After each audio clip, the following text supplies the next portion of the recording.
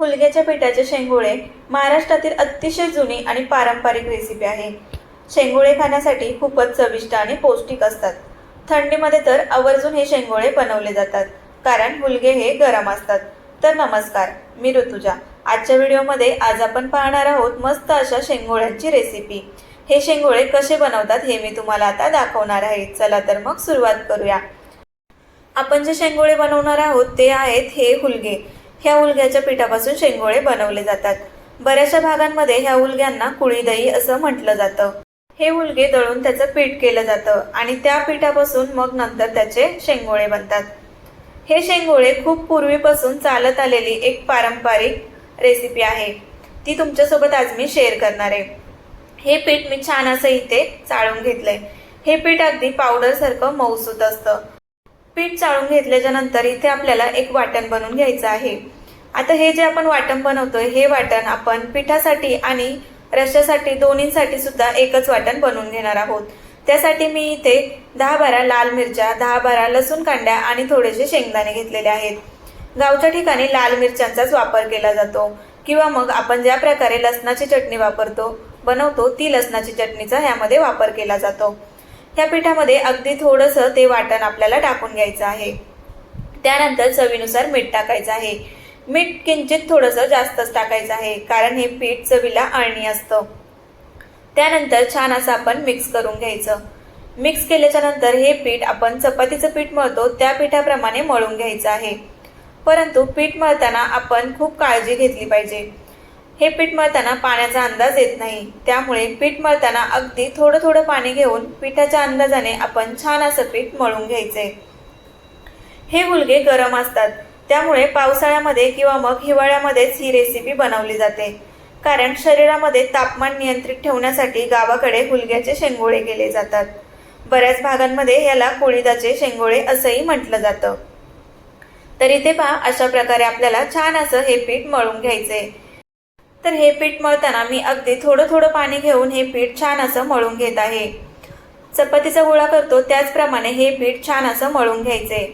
हे पीठ आपल्याला जास्त पातळही करायचं नाही। तर इथे पहा, चपातीच्या गोळ्याप्रमाणे मी हे पीठ छान असं मळून घेतलेलं आहे। हे पीठ मळताना आपल्याला तेल लावायची अजिबात गरज नाही। तर पहा, अशा प्रकारे छान असं मऊसूत होईपर्यंत हे पीठ मळून घ्यायचे। आता इथे पहा, हे पीठ शेंगोळे बनवण्यासाठी अगदी रेडी झालेलं आहे। तर पहा, अगदी मऊसूत असं पीठ मळलेलं आहे। त्यानंतर ह्या पिठातून मी एक छोटासा गोळा साईडला काढून ठेवणार आहे। तर हा गोळा साईडला मी कशासाठी काढून ठेवला हे मी पुढे तुम्हाला रेसिपीमध्ये सांगणार आहे। तर तुम्ही रेसिपी शेवटपर्यंत पाहायला अजिबात विसरू नका। चला तर मग आता आपण इथे शेंगोळे बनवायला घेऊया। ही शेंगोळे बनवण्याची पद्धत एकच आहे, परंतु शेंगोळ्यांचे जे आकार आहेत ते बऱ्याचशा भागांमध्ये वेगवेगळे आकार दिले जातात। तर इथे पहा, मी पिठाचा एक छोटासा गोळा घेतलेला आहे आणि तो गोळा असा आपल्याला लाटून घ्यायचा आहे। हाताच्या साहाय्याने पळपटावरती आपण तो छान असा लाटून घ्यायचा। ज्या पद्धतीने आपण चकली बनवून घेतो त्याच पद्धतीने आमच्याकडे ह्या पिठाची शेंगोळी अशा आकारामध्ये बनवली जातात। आता ही शेंगोळी बऱ्याच भागांमध्ये वेगवेगळ्या आकारामध्ये देखील बनवली जातात, परंतु रेसिपी सेमच आहे। जुन्या काळातल्या बायका किंवा आजी त्या अशा प्रकारे हातावरती ही शेंगोळी बनवत असे। आता ही अशी शेंगोळी बनवणं कोणालाच पॉसिबल नाही, त्यामुळे आपण वरवंटासोबत जो पाटा असतो त्या पाटावरती किंवा मग पळपटावरती हाताच्या साहाय्याने असं लाटून गोल आकारामध्ये असे आपण शेंगोळी बनवून घेऊ शकतो।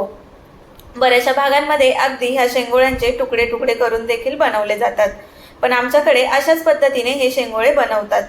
ही शेंगोळे कालवणामध्ये टाकल्याच्या नंतर चवीला तर खूप छान लागतात आणि दिसतातही खूप छान। तर चला, अशाच प्रकारे मी सगळे शेंगोळे इथे बनवून घेतलेले आहेत। इथे पहा, शेंगोळे चकल्यांप्रमाणे किती छान दिसत आहे आणि सगळे एकसारख्या आकाराचे झालेले आहेत। आता आपल्याला हे शेंगोळ्यांसाठी रस्सा बनवून घ्यायचा आहे। तर इथे मी एक मोठा टोप घेतलेला आहे। आपण रोज ज्या टोपामध्ये किंवा ज्या पातेल्यामध्ये कढईमध्ये रस्सा बनवत असू त्याच्यापेक्षा थोडंसं मोठं पातेलं आपल्याला ह्या रेसिपीसाठी घ्यायचं आहे। का ते मी तुम्हाला पुढे सांगतेच।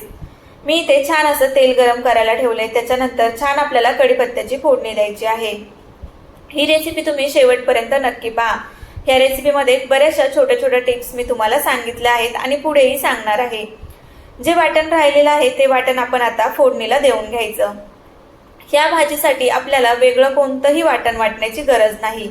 एकाच वाटणामध्ये पिठामध्ये आणि रश्श्यामध्ये सुद्धा काम होऊन जातं। तर पहा, हे जे वाटण आहे त्या वाटणाला छान आपण अशी फोडणी देऊन घ्यायची। छान फोडणी दिल्याच्या नंतर आपलं जे मिक्सरचं भांडं आहे त्याच मिक्सरच्या भांड्याने आपण ह्यामध्ये पाणी ओतून घ्यायचं। आता तुम्हाला जेवढा पाहिजे तेवढा रस्सा तुम्ही ह्यामध्ये वाढवू शकता। तुम्हाला जेवढं पाहिजे तेवढं पाणी तुम्ही ह्यामध्ये ॲड करा। आता इथे मी मला जेवढा रस्सा बनवायचा आहे तेवढं पाणी ह्यामध्ये ॲड करून घेतलंय। पाणी ॲड करून झाल्याच्या नंतर आपण ह्यामध्ये चवीनुसार मीठ टाकून घेणार आहोत। ही भाजी तुम्हाला दिसायला एकदम पातळ दिसत असेल, पण ही घट्ट होण्यासाठी काय करायचं ते मी तुम्हाला पुढे सांगितलेलंच आहे। तरी ते पहा, चवीनुसार मी ह्यामध्ये मीठ टाकते। त्यानंतर हा रस्सा घट्ट होण्यासाठी आपण पिठाचा जो छोटासा गोळा ठेवला होता तो अशा प्रमाणे एका वाटीमध्ये घेऊन त्याला छान असं पातळ करून घ्यायचं आणि हे पातळ झालेलं पाणी आपण नंतर या रश्श्यामध्ये टाकणार आहोत। रश्श्याला 5 गॅस ठेवून छान अशी एक उकळी येऊन द्यायची। उकळी आल्याच्या नंतरच आपण त्यामध्ये शेंगोळे सोडणार आहोत। तर इथे पहा, मी 5 गॅस ठेवलेला आहे आणि छान अशी एक उकळी काढून घेते। आपण पहिल्यांदा उकळी काढून झाल्याच्या नंतर गॅस आपल्याला स्लो करायचा आहे। इथे पहा, रश्श्याला छान अशी उकळी आलेली आहे। आता यामध्ये मी आपण जे बनवलेले शेंगोळे आहेत ते शेंगोळे सोडणार आहे। त्यासाठी मी तुम्हाला पहिल्यांदा सांगितलं होतं, ही रेसिपी करताना आपल्याला यासाठी मोठा टोप किंवा मोठी कढई घ्यायची आहे, जेणेकरून आपण हे शेंगोळे सोडल्याच्या नंतर ते शेंगोळ्यांना उकळी आल्याच्या नंतर छान अशी फिरायला जागा भेटेल।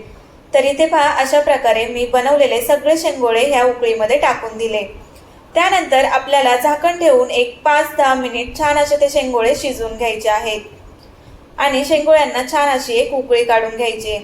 हे शेंगोळे बनवायला खूप सोपे आहेत। आता जो आपण रस्सा बनवला होता, पूर्वीच्या काळामध्ये लोक आजारी पडले की हा रस्सा सूप म्हणून पिला जात होता।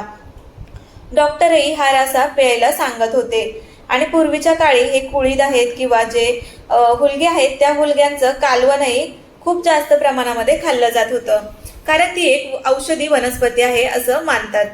तरी ते पहा, छान अशी रश्श्याला उकळी आलेली आहे आणि शेंगोळे सुद्धा छान शिजलेले आहेत। त्यानंतर जे आपण पाणी करून घेतलेलं पिठाचं, ते पिठाचं पाणी आपल्याला ह्या रश्श्यामध्ये टाकायचं आहे। हे रश्श्यामध्ये पाणी टाकताना नेहमी आपण उकळी आल्याच्या नंतर शेंगोळे शिजल्याच्या नंतरच टाकायचं आहे। आपण जर हे पिठाचं पाणी अगोदरच टाकलं तर त्या रश्श्याला लगेचच उकळी येते आणि तो रस्सा लगेच उतू जातो। त्यामुळे छान अशी उकळी आल्याच्या नंतर शेंगोळे शिजल्याच्या नंतर हे पिठाचं पाणी आपल्याला ह्यामध्ये टाकायचं आहे आणि त्यानंतर गॅसच्या जवळ थांबूनच आपल्याला छान अशी एक उकळी काढून घ्यायची आहे। पूर्वीच्या काळामध्ये हा पदार्थ खूप जास्त प्रमाणामध्ये बनवला जायचा आणि ह्या हुलग्यांचं कालवणही बनवलं जायचं, कारण ही एक औषधी वनस्पती आहे। तर इथे पहा, आपण या रश्श्याला छान अशी उकळी काढून घेतलेली आहे। इथे आपले शेंगोळे आणि रस्सा एकदम तयार आहेत। चला तर मग तुम्हाला ही रेसिपी कशी वाटली आणि तुमच्याकडे ह्या रेसिपीला काय म्हणतात? बऱ्याच ठिकाणी शेंगोळ्यांना वेगवेगळी नावं आहेत। तुमच्याकडे ह्या शेंगोळ्यांना काय म्हणतात ते कमेंटमध्ये सांगायला अजिबात विसरू नका। हे शेंगोळे आपण चपाती भाकरीशिवाय असेच खाऊ शकतो। चला तर मग रेसिपी कशी वाटली हे कमेंटमध्ये सांगा आणि व्हिडिओ आवडला असेल तर व्हिडिओला एक लाईक नक्की करा। भेटूया अशाच एका नवीन व्हिडिओमध्ये। तोपर्यंत बाय बाय।